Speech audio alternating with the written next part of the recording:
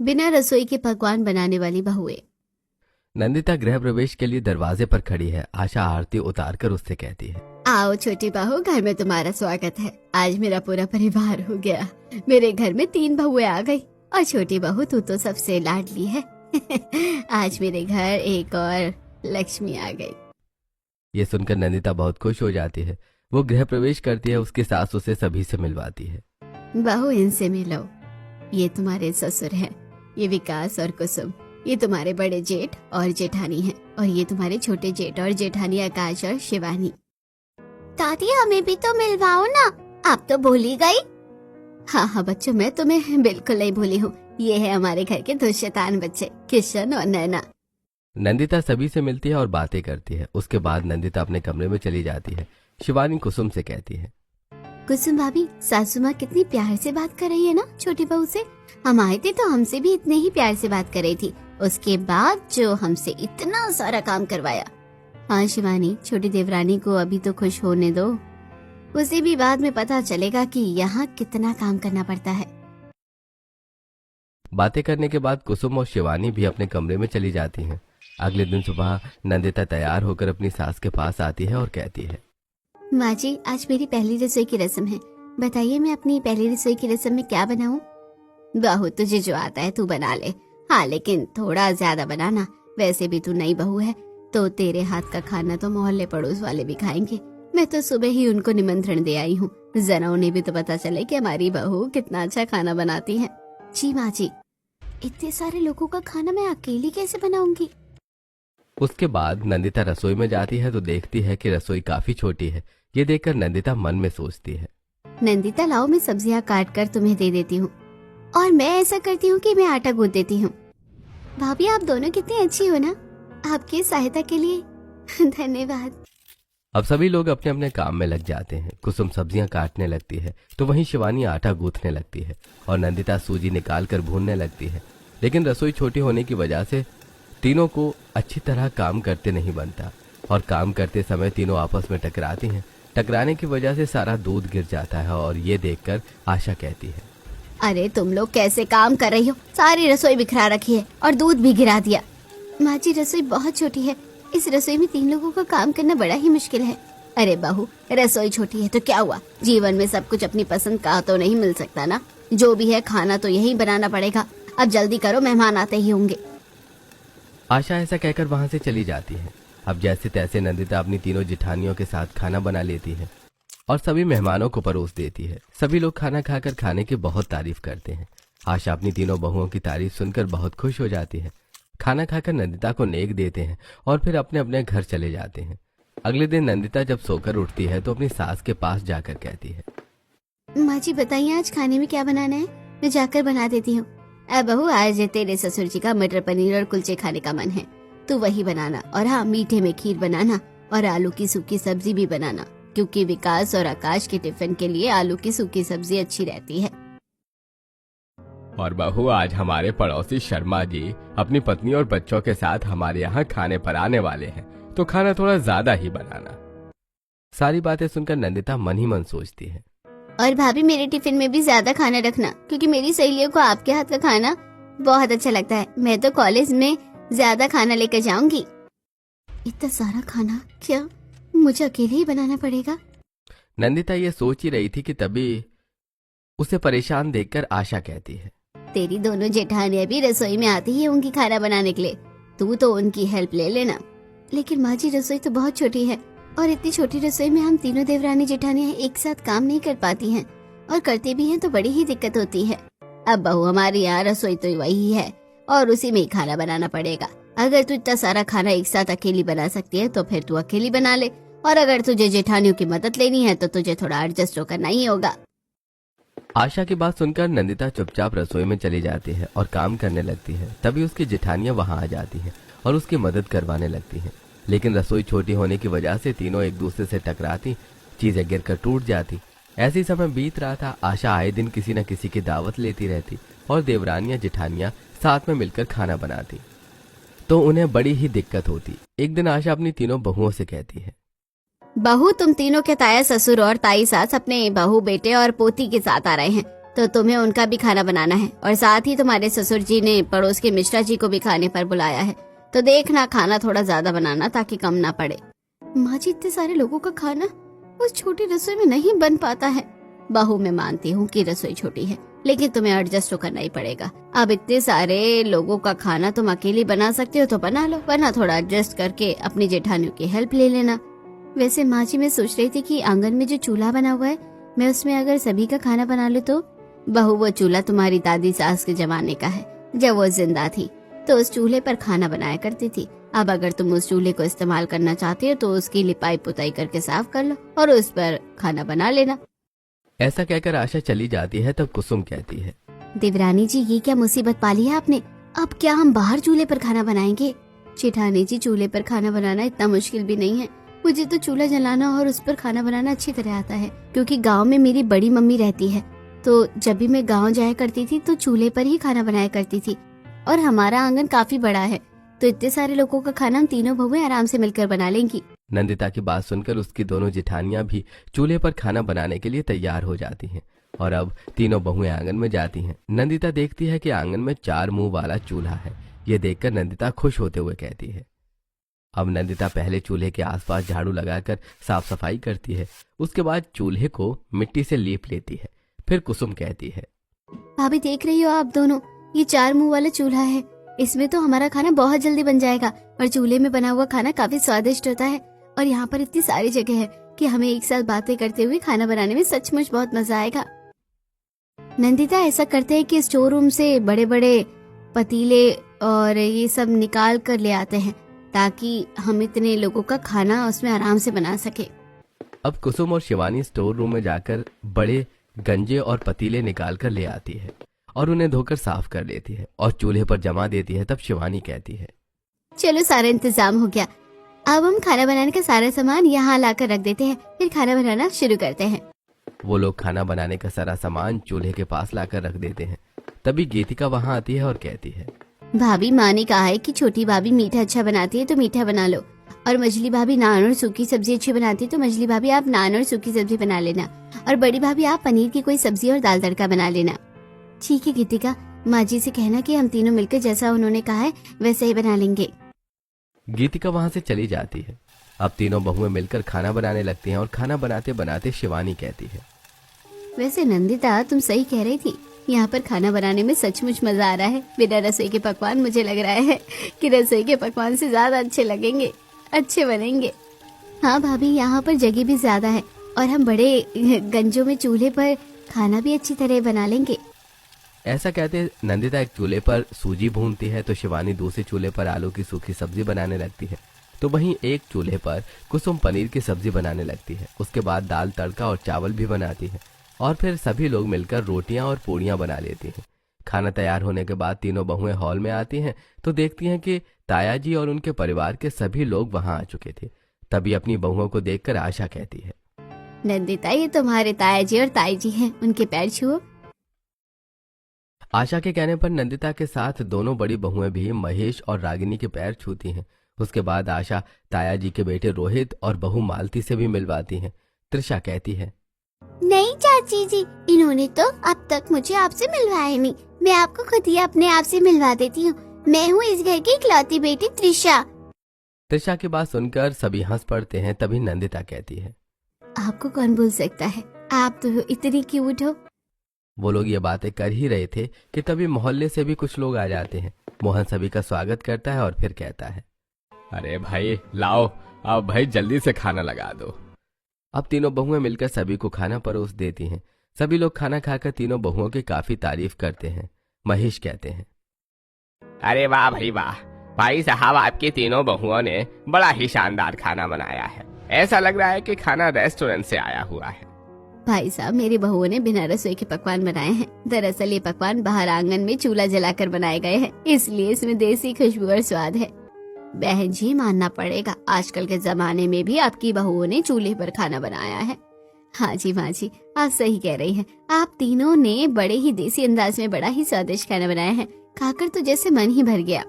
महेश के परिवार के साथ साथ आज पड़ोस वाले भी तीनों बहुओं के हाथ के बने खाने की बड़ी तारीफ करते हैं। तब गंगा कहती है, वैसे आशा, तेरे बहुओं ने सचमुच बड़ा ही स्वादिष्ट खाना बनाया है, खा के तो मजा ही आ गया। हाँ गंगा बहन, मेरी तीनों बहुओं ने तो आज बिना रसोई के कितना स्वादिष्ट खाना बनाया है। क्या कह रही हो आशा बहन, रसोई के बिना पकवान बनाए हैं? हाँ, वो दरअसल हमारे घर की रसोई बड़ी छोटी है, इसलिए तीनों ने आंगन में जो हमारे पास सास का चूल्हा था ना, उसी पर पकवान बनाए हैं। अच्छा चाची, ये चूल्हे पर बना खाना है, तभी खाने में इतना स्वाद है। आशा, तेरी दोनों बहुएं तो पहले ही अन्नपूर्णा थी, अब ये तीसरी भी अन्नपूर्णा आई है। तू तो बड़ी ही खुश नसीब है। माँ जी बताइए, आज खाने में क्या बना लूं? बहू, आज तो तू अपने ताई जी की पसंद का खाना बनाना, उनसे पूछ लेना कि क्या बनाना है। ताया जी बताइए ना, आप आज क्या खाएंगे? वैसे बहू, तुम तीनों जो बनाती हो बड़ा स्वादिष्ट बनाती हो, लेकिन आज तुम वेज बिरयानी, रायता और उसके साथ दही बड़े भी बना लो। ठीक है ताया जी।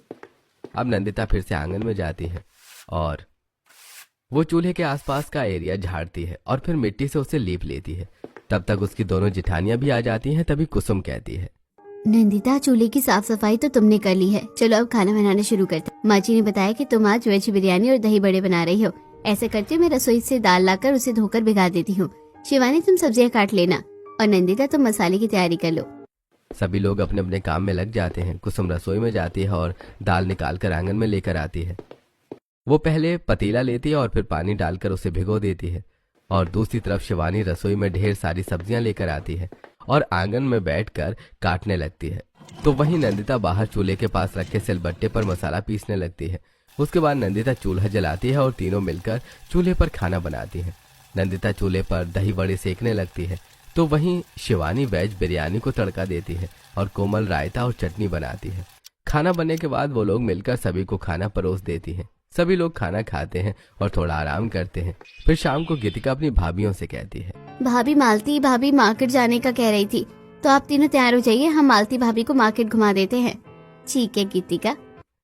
अब सभी लोग तैयार होकर मार्केट के लिए निकल जाते हैं। बाजार जाकर मालती अपने लिए कुछ शॉपिंग करती है, तो वहीं कुसुम, शिवानी और नंदिता भी खाना बनाने के लिए कुछ मसाले और सामान खरीदती हैं। शॉपिंग के बाद मालती कहती है, भाभी, गीतिका, शॉपिंग तो हमारी हो गई, अब बहुत भूख लग रही है, क्यों ना हम कुछ खाएं? तीनों सामने के एक रेस्टोरेंट में जाकर चाउमीन, मोमोज और बर्गर ऑर्डर करते हैं। तब गीतिका बताती है, पता है मालती भाभी, ये सब बहुत फेमस रेस्टोरेंट है, यहाँ की सारी चीजें बहुत अच्छी लगती है, आज आप खाकर देखिए। थोड़ी देर में उनके ऑर्डर्स आ जाते हैं और सभी लोग चाउमीन, बर्गर और मोमोज खाने लगते हैं। ये सब खाकर मालती कहती है, वैसे नंदिता, ये सब कुछ इतना टेस्टी भी नहीं है, लेकिन तुम लोगों के बनाए खाने में तो सच में स्वाद का जादू है। मालती भाभी, दरअसल आजकल सब लोग रेडीमेड मसाले यूज करते हैं और इतना मन लगाकर खाना भी नहीं बनाते, इसलिए खाने में ज्यादा स्वाद नहीं आ पाता है। अब घर में तो हम बहुत मन लगाकर खाना बनाते हैं और मसाले भी हम सिलबट्टे पर पीसते हैं, इसलिए इतना स्वाद आता है। वैसे मालती भाभी, सारा कमाल हमारे हाथों का नहीं, कुछ ससुराल का भी होता है। आपको तो पता है, ससुराल में वैसे ही डर होता है, जिसकी वजह से खाना अपने आप ही अच्छा बन जाता है। शिवानी की बात सुनकर सभी लोग हंस पड़ते हैं। फिर खा पी कर वो लोग घर आ जाते हैं। सभी अपने अपने कमरे में जाकर थोड़ी देर आराम करते हैं। अब शाम हो जाती है, तो तीनों बहुएं फिर से खाना बनाने के लिए बाहर के चूल्हे के पास चली जाती हैं। नंदिता फिर से चूल्हे के आसपास की साफ सफाई करती है। कुसुम पतीले और सामान लाकर चूल्हे के पास रखती है और शिवानी बैठकर सब्जियां काटने लगती है। तभी मालती वहां आ जाती है और ये सब देखकर कहती है, अच्छा, तो यहाँ बनते हैं आपके बिना रसोई के पकवान। हाँ हाँ मालती भाभी, आओ बैठो। अब मालती भी वहां बैठ जाती है और उन सभी से बातें करने लगती है। तभी अचानक मालती को कुछ याद आता है और वो कहती है, आपको पता है भाभी, आप लोगों को इस तरह खाना बनाते देख मुझे कुछ याद आ गया कि हमारे यहाँ तो टिफिन सर्विस चलती है, काफी अच्छा पैसा है उसमें। वैसे आप भी तो खाना बनाने वाली 3 लोग हो और आप बहुत स्वादिष्ट खाना बनाती हो। अगर आप लोग चाहे तो आप भी घर से ही अपना रेस्टोरेंट या टिफिन सर्विस स्टार्ट कर सकते हैं। मालती, तुम सही कह रही हो, मैंने सुना है टिफिन सर्विस के बारे में, लेकिन हमारे घर में तो इतना सारा काम है कि हम तो ऐसा सोच नहीं सकते कि हम भी कोई बिजनेस कर ले, काम से ही फुर्सत नहीं मिलती। और फिर तुम्हारी चाची को तो पता ही है, तुम्हें दूसरों को खाना खिलाने का कितना शौक है। आसपास के लोगों का खाना भी हमेशा ही बनता रहता है, इसलिए हमें फुर्सत नहीं मिलती। हाँ, चाची की पुरानी आदत है, उनके बारे में तो सब जानते हैं, लेकिन जो भी हो, आप लोगों को इस बारे में सोचना चाहिए। आप तीनों के अंदर टैलेंट है और टैलेंट एक अच्छा बिजनेस बन सकता है और अच्छी खासी अर्निंग दे सकता है।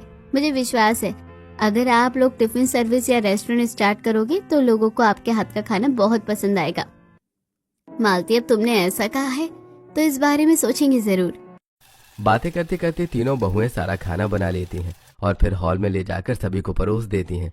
सभी लोग खाना खाते हैं और अपने अपने कमरे में जाकर आराम करते हैं। अगले दिन ताया जी अपने परिवार के साथ वापस लौट जाते हैं।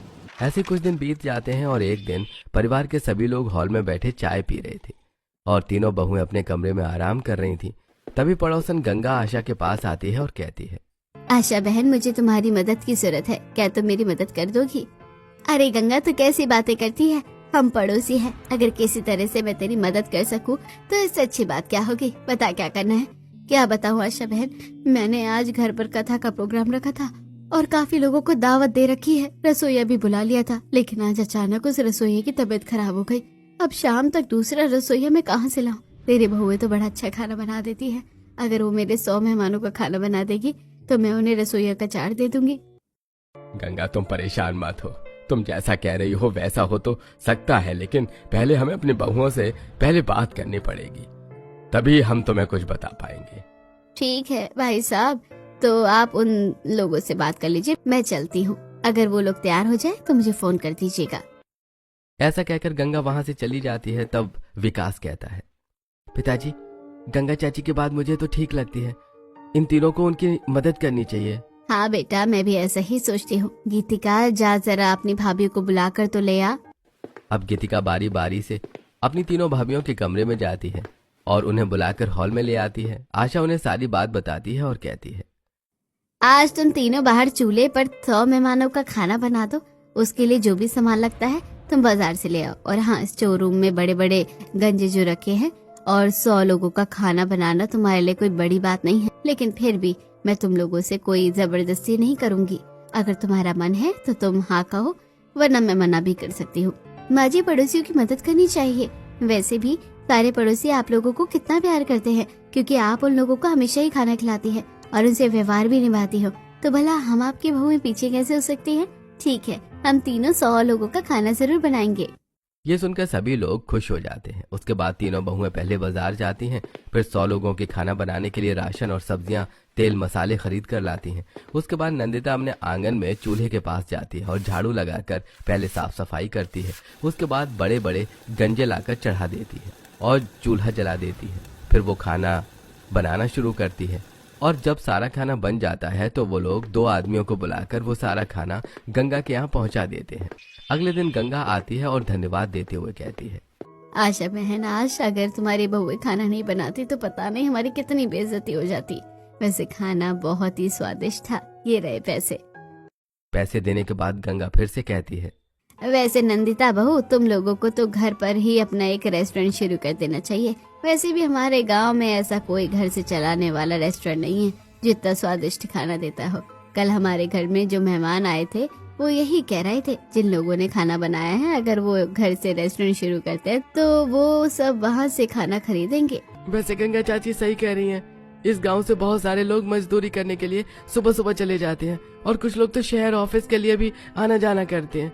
कई बच्चे स्कूल जाते हैं। इन सबको सुबह खाने की जरूरत होती है, लेकिन इनमें से बहुतों को समय पर खाना नहीं मिल पाता। अगर तुम तीनों अपना रेस्टोरेंट शुरू करोगी तो इन सबको सहूलियत हो जाएगी और तुम सबकी अच्छी खासी इनकम होगी। वैसे भाभी, मैंने भी होटल मैनेजमेंट का कोर्स किया है। अगर आप अपना रेस्टोरेंट शुरू करना चाहो तो हम प्लान कर सकते हैं और होटल मैनेजर तो आपको फ्री में ही मिल जाएगी। यह सुनकर सभी लोग हंस पड़ते हैं। अब किशन और नैना भी वहाँ पीछे हटने वाले नहीं थे। किशन कहता है, माँ, चाची, अगर आप लोग अपना घर का रेस्टोरेंट शुरू करोगे तब तो हम भी अपने स्कूल अलग अलग तरह के टिफिन लेकर जाएंगे और अपने दोस्तों के साथ मिल बांट कर खाएंगे। किचन, तू तो सिर्फ खाने की बातें करता है। मैं तो खाना बनवाने में माँ के साथ हेल्प ही करवाऊंगी। सभी लोग नैना की बात सुनकर मुस्कुरा देते हैं। तीनों बहुएं भी इस प्लान के लिए हाँ कह देती हैं। अगले दिन से घर पर रेस्टोरेंट बनाने की तैयारी होने लगती है। इसके लिए तीनों बहुएं बाजार जाकर अनाज, मसाले, तेल ले आती हैं। तो वहीं देवेश एक बड़ा सा बोर्ड बना देता है जिस पर लिखा था घर का खाना रेस्टोरेंट। साथ ही वहां नीचे लिखा हुआ था कि स्वादिष्ट खाना कम पैसों में उपलब्ध है। इधर आशा और गंगा ने मिलकर सारे गांव में इस रेस्टोरेंट की खबर फैला दी थी अगले दिन सुबह उठकर तीनों बहुएं आंगन में जाती हैं और बड़े बड़े गंजे रखकर उनमें खाना बनाना शुरू कर देती हैं। तब नंदिता कहती है, चलो भाभी जल्दी जल्दी खाना बनाना शुरू करते हैं, वरना अगर कोई हमारा खाना खाने आ गया तो उसे हम क्या देंगे। हाँ नंदिता, ऐसा करती हूँ कि मैं सब्जियां काट कर बाहर रख देती हूँ, तुम मीठे में हलवा बना लो और शिवानी तुम जल्दी से पूरी और रोटी के लिए आटा गूंथ लो। तीनों बहुएं अपने अपने काम में लग जाती हैं और खाना बनाना शुरू कर देती हैं। तभी गीतिका वहां आ जाती है और चेयर पर बैठते हुए कहती है, भाभी मैं भी अपने समय पर आ गई हूँ और आपके इस रेस्टोरेंट का जो रिसेप्शन है वो तो मैं ही संभालूंगी। हाँ हाँ गीतिका, रिसेप्शन तुम ही संभालना और भगवान ने चाहा तो हमारी अच्छी कमाई हुई तो हम तुम्हें अच्छी पेमेंट भी दे देंगे। पेमेंट तो मैं ले लूंगी भाभी और साथ में बोनस भी लूंगी। तीनों भाभियां गीतिका की बात सुनकर बहुत खुश हो जाती हैं और खाना बनाने में लग जाती हैं। सभी मिलकर खाना बनाती हैं। थोड़े ही समय में खाना बनकर तैयार हो जाता है। तभी बोर्ड पढ़कर 4-5 लोग वहां आते हैं और वहीं लगी कुर्सियों पर बैठ जाते हैं। तीनों बहुएं मिलकर उन सभी को खाना सर्व करती हैं और वो लोग खाना खाकर उसकी पेमेंट करते हैं और तारीफ करके चले जाते हैं। अब काफी देर हो चुकी थी लेकिन कुछ और लोग वहां नहीं आए थे। तभी मोहल्ले की मुनिया और विनीता आशा के घर आती हैं और कहती हैं, आशा बहन, हमने सुना है कि तुम्हारी तीनों बहुओं ने घर का खाना नाम का रेस्टोरेंट चालू किया है अपने आंगन से, और वैसे हमने बोर्ड भी देखा तो जरा सोचा कि हम भी तो खाना चेक कराएं, पता चलेगा वो खाना कैसा बनाती हैं। हाँ हाँ मुनिया बहन, चलो चलो, मैं तुम्हें अपनी बहू के हाथ के बिना रसोई के पकवान खिलाती हूँ। ऐसा कहकर आशा मुनिया और विनीता को लेकर आंगन में जाती हैं, जहां तीनों बहुओं ने खाना तैयार कर रखा था और कुर्सियां लगी हुई थी। मुनिया और विनीता वहां बैठ जाती है और वो दोनों खाना खाती हैं। उसके बाद विनीता कहती है, वैसे आशा बहन मैं झूठ नहीं बोलूंगी, तुम्हारी बहू ने खाना अच्छा बनाया था, लेकिन इस गांव के आंगन से ऐसा रेस्टोरेंट चलाना इतना आसान नहीं है। मुझे नहीं लगता कि ये रेस्टोरेंट चल पाएगा। हालांकि तुम अगर हम दोनों से पैसे लेना चाहो तो हम दे देते हैं। अरे नहीं मुनिया बहन, तुम दोनों मेरी पड़ोसी हो, तुम दोनों से पैसे लेकर हम क्या करेंगे। तुम दोनों ने खाना खाया, हमें इस बात की खुशी हुई। थोड़ा सा अपने बहू बेटे के लिए भी ले जाओ। अरे नंदिता बहू, उनके लिए भी थोड़ा खाना पैक कर दो। अब नंदिता उन्हें थोड़ा खाना पैक करके दे देती है। वो लोग बाहर चली जाती हैं। तभी विनीता कहती है, आशा बहन को भी पता नहीं क्या सूझी कि घर में रेस्टोरेंट खुलवा लिया। अरे अगर ऐसे ही घर में रेस्टोरेंट चल सकता है तो फिर बड़े बड़े रेस्टोरेंट की क्या ही जरूरत पड़ती। वैसे बहन हमारे लिए तो अच्छा ही है, कभी कभी हम घूमते फिरते ऐसे ही आ जाएंगे और हमें खाना खाने को मिल जाएगा। ऐसी बातें करते हुए वो लोग चले जाते हैं। तो दूसरी तरफ कस्टमर के ना आने से मायूस नंदिता कहती है, भाभी हम तो कब से खाना बनाकर बैठे हैं, लेकिन 4-5 कस्टमर के बाद अब कोई भी कस्टमर नहीं आया। हाँ नंदिता, लेकिन इंतजार करते हैं, शायद कोई कस्टमर आ जाए। अब तीनों बहुएं शाम का इंतजार करती हैं लेकिन कोई भी कस्टमर नहीं आता। तब शाम को मोहन वहां आकर बचा हुआ खाना देखता है तो कहता है, अरे आज तो रेस्टोरेंट में खाना खाने के लिए ज्यादा कस्टमर नहीं आए और अब यह खाना सुबह तक खराब हो जाएगा। इसलिए ऐसा करो बहू कि इस खाने को गांव में बंटवा दो। हाँ पिताजी सही कहते हैं, ऐसा करो कि आप लोग पन्नियों में भर भर कर खाना हमें दे दो और हम गांव में बांट आएंगे। इससे तो अच्छा है कि खाना खराब हो जाए, इससे पहले गांव वाले खा लें। नंदिता पन्नियों में खाना भरकर उन्हें देती है। वो लोग तीनों गांव जाते हैं और गांव वालों के साथ साथ गरीब बच्चों को भी वो खाना देते हैं। अगले दिन फिर से नंदिता अपनी दोनों जिठानियों से कहती है, भाभी हमें इतनी जल्दी हार नहीं माननी चाहिए। कल हमने गांव में खाना बंटवाया है तो काफी सारे लोगों को पता चला होगा कि हम घर से रेस्टोरेंट चला रहे हैं। शायद आज बहुत सारे कस्टमर आए, इसलिए चलिए हम खाना बना लेते हैं। हाँ बेटा नंदिता तू सही कह रही है, और अगर कोई नहीं आया तो हम फिर से ये खाना गांव में बंटवा देंगे। तीनों बहुएं फिर से आंगन में बना हुआ चूल्हा जलाती हैं और बड़े बड़े गंजे चढ़ाकर खाना बनाना शुरू करती हैं। थोड़ी देर में खाना बन जाता है और वो लोग कस्टमर का इंतजार करती हैं। थोड़ी देर बाद 10-12 कस्टमर एक साथ आ जाते हैं और खाना मांगते हैं। सभी को नंदिता खाना सर्व करती है। खाना खाने के बाद गीतिका सभी से पेमेंट लेती है। उनके जाने के बाद कई और कस्टमर आते हैं। तीनों बहुएं खुशी खुशी सभी को खाना खिलाती हैं। ऐसे सारा दिन बीत जाता है और कस्टमर बढ़ते जाते हैं। खाना खत्म हो जाता है और खाना खत्म होने के बाद भी कुछ कस्टमर्स आते हैं और खाली हाथ लौट जाते हैं। तब आशा कहती है, बहू तुम तीनों की मेहनत तो रंग लाई। देख रही हो कितने सारे कस्टमर आज वापस चले आए हैं। कल से थोड़ा ज्यादा खाना बनाना। तीनों बहुएं बहुत खुश हो जाती हैं और नंदिता कहती है, ठीक है माँ जी, कल सुबह ही हम बाजार जाकर थोड़ा सामान ज्यादा ले आएंगे और फिर से ज्यादा खाना बनाएंगे। और आज हम एक बिल बुक भी बना लेंगे और साथ ही सोफा और मिश्री भी ले आएंगे, जो कि खाना खाने के बाद हम अपने ग्राहकों को दे सके। अगले दिन वो थोड़ा और ज्यादा खाना बनाती हैं और कस्टमर को सर्व करती हैं। ऐसे समय बीत रहा था और उनका घर जैसा रेस्टोरेंट अब बहुत अच्छा चलने लगा था। गांव के सिवा आसपास के लोग भी वहां आते थे और खाना पैक करवा कर ले जाते थे। इस तरह वो तीनों अब गृहिणी के साथ साथ कुशल बिजनेस वुमन भी बन चुकी थी। अपनी तीनों रेस्टोरेंट चलाते हुए सुकून से अपना जीवन गुजारती हैं और अपने परिवार वालों को भी सपोर्ट करती हैं। सभी लोगों के मुंह से अपनी बहुओं की तारीफ सुनकर आशा बहुत खुश हो जाती है। फिर मोहल्ले के सभी लोग चले जाते हैं।